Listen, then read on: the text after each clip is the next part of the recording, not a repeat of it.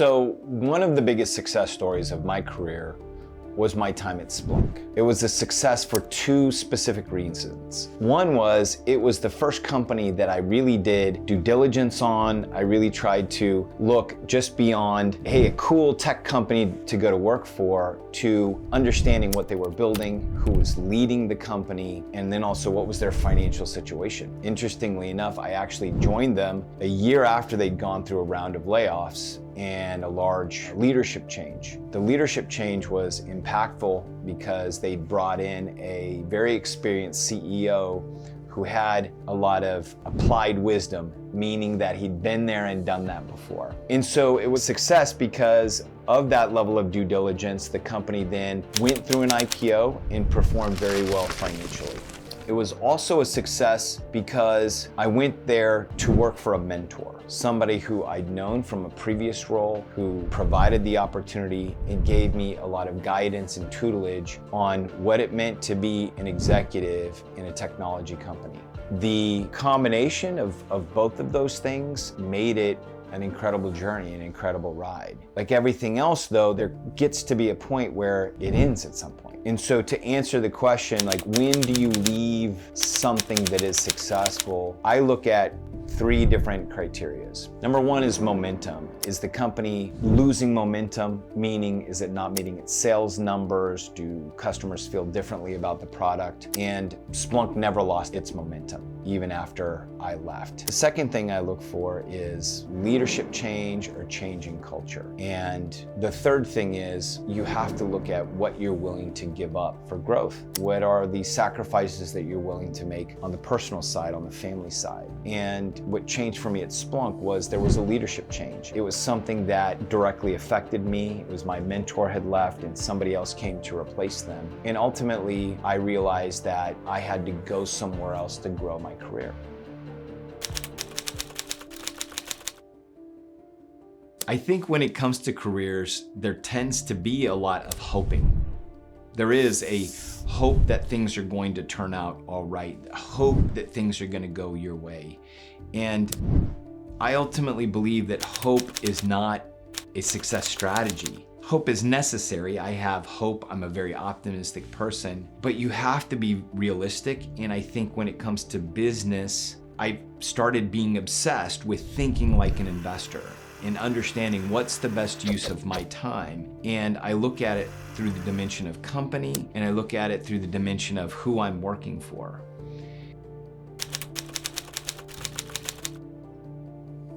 The biggest loss in navigating my career was when I made a decision to leave Accenture, where I had been for 8+ years, to go to work for my first startup company. I had achieved a lot of success working in Accenture, and success provided me the opportunity to travel and get on a lot of projects. What I didn't understand was how to throttle or manage that success. So ultimately it got to the point where I was feeling very burned out. And burnout puts you in an emotional state that you really just want to get out of. And so I made a hasty decision to take my time and talent and go to work for a startup company. My goal was I wanted to make money. I wanted to work at a different pace, and I wanted to start working for equity. I'd seen other people who'd left Accenture do it to mixed results. Nobody really talked a lot about it. So I thought, I can do this too. I made this decision with my heart. I interviewed with some different founders. There was one that I got really aligned with and bought into the vision and the mission of the company and thought we could really make some change. So I made this leap. If you fast forward to a year later, I was nursing an ulcer. Literally, I was in pain every day because this company that had started with so much opportunism, so much hope, and so much opportunity, it was feeling the stress of the Great Recession. This was around 2009, so the company culture started turning toxic, for lack of a better word. The minimum viable product still had not been created. And ultimately, I realized that I had gone from a place where I was surrounded by mentors and opportunity to in a dead-end job in a toxic workplace. And I thought that I had made the biggest mistake of my career. I thought, like many of us had, that I had a stain on me that I couldn't get off. And one day I was frustrated and I started looking on LinkedIn, and I saw one of my mentors was online at the same time. And I reached out to him and started having a direct message conversation. And there were a couple things that he said to me that changed my perspective immediately. Number one is he let me know that I had value. And he knew my work ethic, but he also knew my skill set. And he let me know, your skill set has value. You don't have a stain on you. You haven't taken your career off track. You tried something and it didn't work. The other thing that he did was he then showed me the way and gave me an opportunity to ultimately, within 2 weeks, leave that company and have something else. From that moment though, and that experience, I was able to go through a lot of the reflection on decisions that I'd made to get to that point. And it was out of that failure that I had my biggest lesson learned.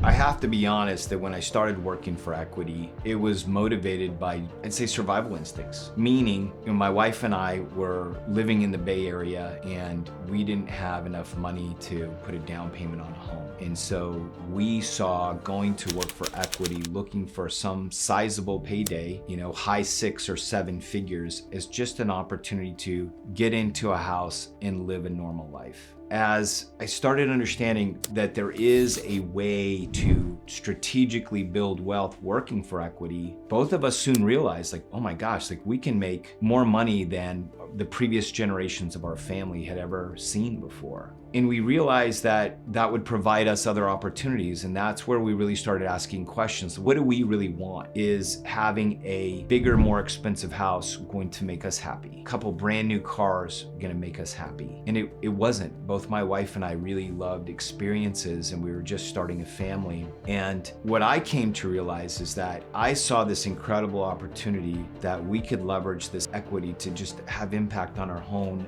family, which was I wanted to walk my boys on the journey of going from boys to becoming men. I see a lot of challenges that are happening now in the world, and a lot of just need for leadership and guidance. And I wanted to have a personal impact on my family. And as we started walking down that journey, we realized that we could have a familial mission to make impact to ourselves. We also started to realize that our charitable contributions that we were making could invest in impact in other places. We then saw opportunities to actually go with some of those organizations. So recently we went with the Ugandan Water Project as a family to Uganda to study water poverty, to understand how people exist who don't have piped water in their homes, and how do they fetch water, and it takes time every day and makes education a struggle. And we realized that if we have a personal mission that we want to take this wealth and we want to create impact in our family, there's then an opportunity to then compound that and go and make impact in the world. And so it didn't just happen. And this is why I think it's important to share this in Tech Careers and Money Talk, the podcast, in Tech Careers and Money News, the newsletter, and this community that we're bringing together, is that we have an opportunity when we think about our career and our money and how it works together to create not just impact for ourselves and our family, but for multiple generations if we choose to get on mission. And it was a choice that we made, and we're just going to continue to move forward. The craziest day in this whole thing was April 19th, 2012. Was the craziest day in this whole journey, and that was the day of the IPO at Splunk. And it started off at 4:30 in the morning, because we were hosting a party for all the employees based in San Francisco to be there when the market went live, because we were floating on the NASDAQ. And that was the big day. So waking up at 4:30 in the morning, driving up, listening to some Led Zeppelin on the radio, just getting jazzed up, walking into the office and seeing there's an omelet bar being set up. And we're here in 2nd and Brannan in San Francisco. We're in this old salami factory, this great brick building. And we have the floor where it has all the ping pong tables. We're setting up a DJ, omelet booth, and this huge television screen. The excitement in the air is everybody knows that, our company is ready to take off like a rocket ship. And this is the day where many people can become millionaires. What a crazy day is that, where you're gonna be surrounded by people who, my wife and I still had college debt that we're paying off, weren't even in the house, and this could mean a multiple 7-figure payday for us. And all of our friends that we've been working with, like, think about how insane that is. And how it happens is you're watching this TV screen and you see other people that you know in New York at this desk, and it's being telecast, and these things are private. Most of them are private, and we're literally texting back and forth with people who are in New York. And then there's this moment that says, okay, now your shares are going to move from private to the public market. And so we get the signal, it's happening now, and we're watching, and we shift over to this TV screen that says, what is going to be the value on the public market? And nothing happens. And then we wait a minute and nothing happens. And everyone's sort of nervous. Nobody knows exactly what's going on. Did something break? Did something bad happen? We start getting texts from New York saying it hasn't started trading because the people who currently own the stock are pushing the price up higher, meaning they're not going to sell until there comes a bid that's higher. So within a matter of 5 minutes, imagine how long 5 minutes takes. It's short, but it also feels incredibly long when you're waiting at the other end of it to know, how much am I going to make today? And within that 5 minutes of what everybody thought they were going to make, it actually doubled. We thought the stock price was going to roll out at 17. It ended up going out at 34. And as soon as it went out and started floating, like, the DJ drops this beat and everybody shouts, they're popping champagne, and they're just celebrating in this wild abandon because your friends and coworkers who've been working so hard, have all been minted as brand new millionaires. But it doesn't stop there. So the gentleman who I rolled up to, Doug Haar, who was the chief information officer, he also managed facilities. And I was the most senior member of his staff that was present that day. And as we started partying you have to realize, like, this is 6:30 in the morning and people are getting drunk and hammered on Veuve Clicquot, champagne, you name it. And so there was another company that worked above us. They will remain nameless, but they didn't like us. So they called the cops on us. And so I'm the sober one in charge there. I have to go down outside the door and address these cops because these nasty neighbors can't party with us because we just went public and all made a boatload of money. So I go outside the front door, I know it's the police, and I walk outside, and just like you're trained in college, right? Let the door close behind you, don't let the police in. And as soon as the door closed behind me, I realized that the party was in the back of the building and they couldn't hear it there. And so they were saying, oh, we had a noise complaint. I took a pause. I don't hear anything, officers. They go, oh, yeah, we don't either. I think we're good here. And so then they walked away, and then we went back and literally cranked up the music because we're like, screw you guys for trying to rain on our parade. So ultimately, work ended up getting out early that day because people got so hammered. And there's one photo at some point, I need to find it, because the ping pong table was covered with Veuve Clicquot bottles that were all laid out. And so it was an amazing ride, amazing journey. And I'm going home on this incredible high, and I see my pregnant wife in bed, and I was so proud to, log into the Schwab account and show her, all the zeros and all the money that we'd made that day.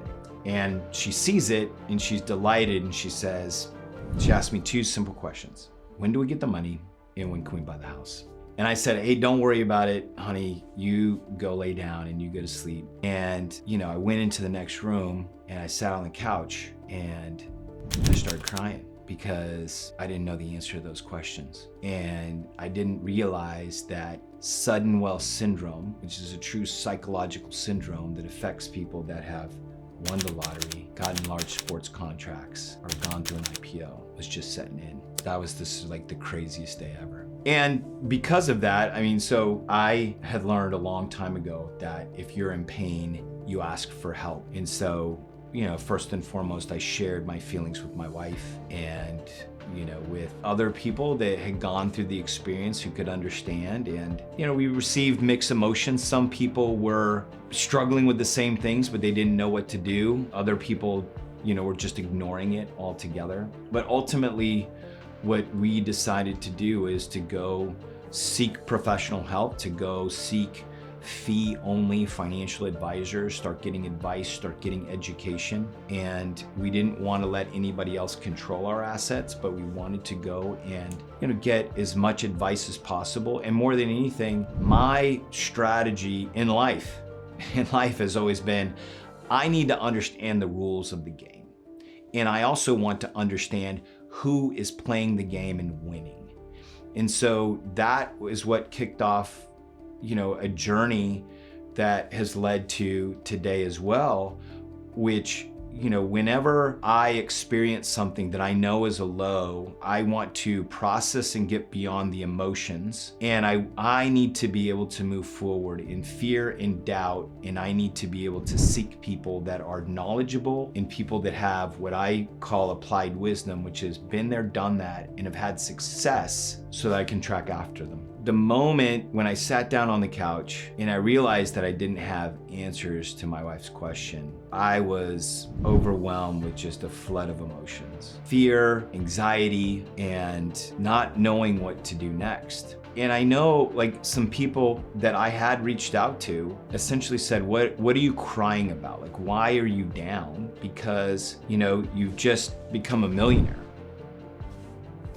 Yeah, you should be, really celebrating. But the reality is, for those of you who have been there, is we want to do the best we can. And you've heard all those stories. You've heard the stories of, the advisor. So you go find somebody and then they take your money or they don't manage it well. You've heard the stories of the person who won the money and lost it all. And we just had this young family and I just wanted to do, so well for them. And it's ultimately figuring out how to navigate that and figuring out how to understand the rules of the game, know who to partner with and who not to partner with. That has really led into, the mission and the vision for Tech Careers and Money, because ultimately we as technology employees need to be equipped with the education, because sometimes those situations can be avoided by just a little bit of education can give us the understanding that we need to move through those situations. And having a community of people that have been through this or understand this, you can then know who to call and understand who you can really trust that can help you navigate these things. And ultimately, we want to help technology employees have the best education so that they can be informed on all the decisions that they're making. And our goal is to ultimately help them become financially independent so that then they can go move forward and make impact.